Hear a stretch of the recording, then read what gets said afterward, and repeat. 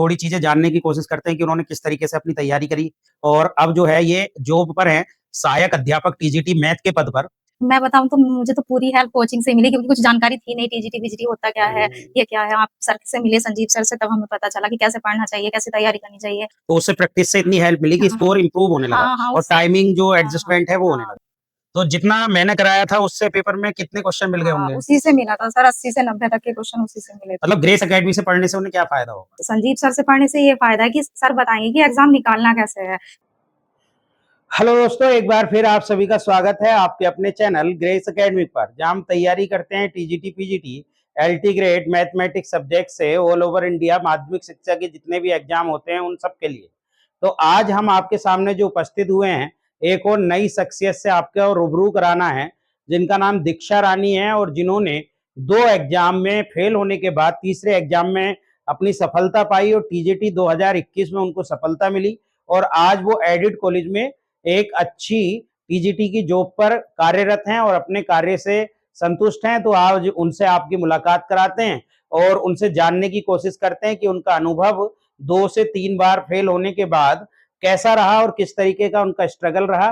तो चलिए आज उनसे आपकी मुलाकात कराते हैं। आज हम आपके सामने उपस्थित हुए हैं एक और सिलेक्टेड कैंडिडेट, हमारी जो छात्रा हैं दीक्षा रानी, उनके साथ, और कुछ उनके साथ थोड़ी चीजें जानने की कोशिश करते हैं कि उन्होंने किस तरीके से अपनी तैयारी करी, किस तरीके से उन्होंने 2 बार असफल होने के बाद तीसरी बार में सफलता हासिल की और जिद्दीपन एक जो कि सिलेक्शन मुझे लेना है, जिस तरीके से उन्होंने मेहनत करी, तो उनका क्या पूरा एक यात्रा रही, किस तरीके से उन्होंने शुरुआत करी और वो सब जानने की कोशिश करेंगे, जिससे कि जो लोग हमारे असफल होने के बाद परेशान होते हैं, कुछ लोग ऐसे होते हैं जो बीच में ही तैयारी छोड़ देते हैं, सोचते हैं कि अब तो मुझे जो है सफलता नहीं मिलेगी क्योंकि मैं 1 बार या 2 बार असफल हो चुका हूँ।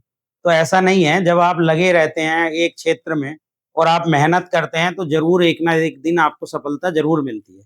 तो ऐसी ही कुछ कहानी दीक्षा रानी की भी रही है। इन्होंने भी 2 बार एग्ज़ाम दिया।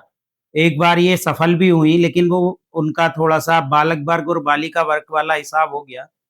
तो फिर उसके बाद इन्होंने किस तरीके से अपनी यात्रा को पूरा किया और अपनी जो है सफलता को प्राप्त किया 2021 के एग्जाम में। 2021 टीजीटी के एग्जाम में ये सफल रही और अब जो है ये जॉब पर हैं, सहायक अध्यापक टीजीटी मैथ के पद पर, और इनसे जानने की कोशिश करेंगे कि किस तरीके से इनकी पूरी यात्रा रही। सबसे पहले हम इनका इंट्रोडक्शन कराते हैं आपसे और ये थोड़ा-सा अपने बारे में बताएँगी कि क्या नाम है, कौन से स्कूल में ये कार्यरत हैं और किस पद पर कार्यरत हैं? हेलो एवरीवन, मेरा नाम दीक्षा रानी है। मैं वर्तमान में दयानंद वैदिक कन्या इंटर कॉलेज नगीना में टीजीटी मैथ्स के पद पर कार्यरत हूँ। हुँ। तो आपने दीक्षा सबसे पहले शुरुआत जो है तैयारी की कौन से ईयर में की थी? 2017 से स्टार्ट की मैंने तैयारी, फिर बीएड कब का था आपका? बीएड 2015 का था मेरा। 1 साल वाला। हाँ। फिर उसके बाद आपने 2016 में फॉर्म भरा था टीजीटी का। जी, जी। तो तैयारी 2017 में स्टार्ट की और पेपर हुआ था 2016 वाला 2019 में। 19 तो उसमें क्या हुआ था आपके साथ? कितने हाँ। मार्क्स आए थे? उसमें मेरा कट ऑफ में नाम आ गया था, लेकिन फिर क्या वो फॉर्म बालक वर्ग में भरा हुआ था तो मेरा हो नहीं पाया था उसमें। हाँ, मतलब बालिका वर्ग वाली मैं कट ऑफ में इंटरव्यू था। भी देकर आई थी उसका हुँ, और हुआ था मेरा, लेकिन बालिका वर्ग के हिसाब से तो 8 नंबर ज्यादा थे फाइनल मेरिट में, लेकिन हुँ। बालक वर्ग में फॉर्म था इस वजह से हो नहीं पाया था। हाँ, मतलब आपने जो फॉर्म अपना भरा था, हाँ, वो बालक क्योंकि वर्ग में सर भरा था। 2015 में जैसे वैकेंसी आई थी 16 16 में, में हाँ। और मेरा 15 में बीएड था, तो पापा जी ने ऐसे फॉर्म डाल दिया था। पता नहीं था कि मतलब क्या होता है, मुझे तो कुछ पता ही नहीं था कि टीजीटी पीजीटी हुँ, होता क्या है। फिर फॉर्म हुँ। डाल दिया था तो तो पापा ने आपका फॉर्म भरा था? जी। हाँ, तो बालक वर्ग में भर हाँ, दिया था। बालक वर्ग। तो बालक वर्ग में के हिसाब से कट ऑफ कम थी, जी। लेकिन बालिका वर्ग के हिसाब हाँ, से मेरे कट ऑफ नंबर ज़्यादा था। ज़्यादा थे, 8 नंबर ज़्यादा थे 8 फाइनल नंबर। में। तो फिर तो बस उसलिए यही उसमें, लगता रहा हाँ, कि हो के भी नहीं हुआ, तो हाँ, मतलब बहुत परेशान रहती थी कि मेरे से कम नंबर वाली लड़कियाँ भी जॉब कर रही हैं, बस मैं नहीं कर रही। हुँ। तो फिर उसके बाद जो है 2018 एलटी ग्रेड का भी आपने फॉर्म भरा हाँ, था। वो भी दिया था, उसमें उसमें भी लेकिन, बस किनारे से ही रहा, ऐसे ही हो गया थोड़ा-सा, हाँ, हो नहीं पाया। और फिर 69,000 में भी आपने तैयारी हाँ, की? उसमें भी मेरे दोनों टेट क्लियर थे, प्राइमरी और जूनियर भी, लेकिन सुपर टेट में थोड़े कम नंबर रह गए कम थे। नंबर है। फिर उसके बाद 2021 में फिर आपने सोचा कि हाँ, फिर से हाँ, तैयारी फिर करते से हैं। तैयारी तो चल रही थी, बस बीच-बीच में थोड़ा-थोड़ा गैप हो जाता था, ऐसे ही हो जाता था। अच्छा, तो हुँ। उसमें जो है उस समय लॉकडाउन भी लग गया था। हाँ, हाँ, घर भी चले गए थे बीच में कुछ हुँ। समय के लिए। तो लॉकडाउन में बहुत मेहनत करी फिर। हाँ, घर पे क पढ़ते रहे लगातार कि था कि जॉब चाहिए, पढ़ना ही है, करना ही है, क्योंकि हाँ। घर की स्थिति भी इतनी अच्छी नहीं थी, बहुत सारी चीज़ें थी, तो इस हुँ। वजह से। तो 2021 में आपने फिर से दोबारा से तैयारी अपनी जी, स्टार्ट कर जी, दी जी, कि हमें 2021 में जॉब लेनी है जी। और 2021 में आपको सफलता भी मिली। हुँ। कितनी रैंक आई थी उसमें? मैं एससी में से बिलॉन्ग करती हूँ सर, लेकिन मेरा जनरल कैटेगरी में हुआ था। मेरी हुँ। जनरल में 24 रैंक थी और एससी में दूसरी रैंक। अच्छा, हुँ। बालिका वर्ग में? हाँ, बाली तो फिर आपने बालिका वर्ग में भरा अपना हाँ, फॉर्म। फिर तो हो ही गया था एक बार तो भरना ही। तो आपका जो है 2021 में सिलेक्शन हुआ, जी। तो अब जैसे हमारे बहुत सारे छात्र-छात्राएँ हैं हुँ, जो तैयारी कर रहे हैं, तो आप कितने घंटे घर पे डेली प्रैक्टिस को देती थी? कॉन्सेप्ट पहले कितने क्लियर थे? हुँ। फिर उसके बाद हमारे पास पढ़ने आई थी 2017 में, फिर कॉन्सेप्ट क्लियर होते चले गए, तो कितनी हेल्प मिली कोचिंग से और कितना आपको पढ़ना पड़ता था? मैं बताऊँ तो मुझे तो पूरी हेल्प कोचिंग से ही मिली, क्योंकि कुछ जानकारी थी नहीं टीजीटी, बीजीटी होता क्या है, हुँ। ये क्या है? आप सर से मिले संजीव सर से, तब हमें पता चला कि कैसे पढ़ना चाहिए, कैसे तैयारी करनी चाहिए। फिर लगातार पढ़ते रहे तो फिर हमारा हो गया था। कितने घंटे घर पे हुँ। मतलब आप प्रैक्टिस करती थी? घर पे चा शुरू में तो कम ही पढ़ते हैं, धीरे क्योंकि शुरू में कुछ चीज़ें समझ में नहीं आती थी, ऐसे ही रहता था, फिर धीरे-धीरे टाइम बढ़ता गया, 4-5 घंटे तो पढ़ते ही थे सर। डेली हाँ, 4-5 घंटे मतलब 4-5 पढ़ाई घंटे करते तो डेली पढ़ते ही थे और प्रैक्टिस सेट वगैरह लगाते थे। अच्छा, क्वेश्चन जी। को जैसे हमारे बहुत सारे छात्र रहते हैं, हुँ, उनका एक वो रहता है कि क्वेश्चन को हम कितनी बार करें? मतलब क्या एक हुँ। क्वेश्चन को एक बार करके छोड़ दें न या उसको बार-बार प्रैक्टिस करते हाँ, रहें? ये चीज़ भी बहुत मायने रखती है कि कैसे पढ़ना चाहिए, कितना पढ़ना चाहिए, क्योंकि एक बार करने से कुछ होता नहीं है, क्योंकि इसमें 125 क्वेश्चन अटेम्प्ट करने होते हैं, तो हम कर नहीं पाते सोल्व वहाँ पे, तो जितने ज़्यादा से ज़्यादा हमें प्रैक्टिस होगी, तो उतनी जल्दी हम कर पाएँगे। तो मैं तो कई-कई बार करती थी एक-एक सेट, जैसे टेस्ट लेते थे, तो शुरू-शुरू में क्या होता था, हमारे नंबर नहीं आते थे टेस्ट में, फिर सर कहते थे कि एक बार नहीं, कई-कई बार करो, तो मैं 2-2 3-3 बार करती थी उस चीज़ एक को। ही क्वेश्चन को हुँ, 2-2 3-3 हाँ, बार हाँ। करते और ऐसे करती थी जैसे टॉपिक पढ़ना शुरू किया, कोई टॉपिक पढ़ा तो उसके जितने क्वेश्चन जितनी भी कहीं भी किसी भी बुक में मिल जाते थे, पूरा कर डालती थी जितना पूरा होता कर था। डाला।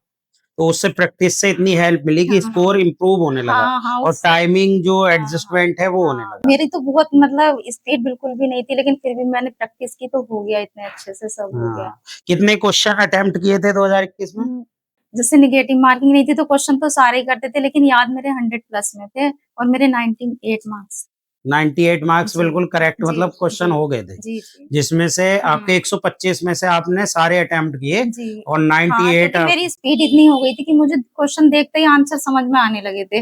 कई-कई बार क्वेश्चन को कर चुकी थी, 50 से 60 क्वेश्चन डायरेक्ट ही लगाए मैंने। हुँ, और ये ऐसी छात्रा था कि जब ये तैयारी करने आई थी, तो इन्हें बहुत सारी चीज़ें समझ में नहीं आती थी हाँ, और हिंदी मीडियम की थी, हिंदी बैकग्राउंड की थी और गाँव हमने से सारी थे, चीज़ें प्रॉपर गाँव से ही थे। हाँ, और वो सारी चीज़ें हमने इंग्लिश में भी कराई हुँ, जबकि हुँ। हिंदी तो उस समय ज़्यादा बताते भी नहीं थे, सब जी। इंग्लिश में, तो हुँ। पकड़ने में कितना टाइम लगा उस इंग्लिश हाँ, को? शुरू में तो बहुत प्रॉब्लम होती थी, बहुत ज़्यादा दिक्कत होती थी, लेकिन बस ये था कि करना ही है, जॉब हाँ, लेनी ही है बस तो जिद थी एक जी, कि हाँ, हाँ। जॉब लेनी है जी, क्योंकि जब हाँ। अब जिस क्षेत्र में आ गए, हुँ, उस क्षेत्र में करना ही है। तो जी। जैसे आप 2 बार असफल रहीं कि 2016 हुँ, में भी जैसे होते-होते ना हुआ, जी, फिर उसके बाद 2018 में भी आपका एलटी ग्रेड में बहुत कम मार्क्स से रह गया। जी। तो बहुत सारे छात्र ऐसे होते हैं जिनका नहीं होता, वो डिमोटिवेट हो जाते हुँ, हैं। हुँ। तो अपने आप को कैसे मोटिवेट रखते थे?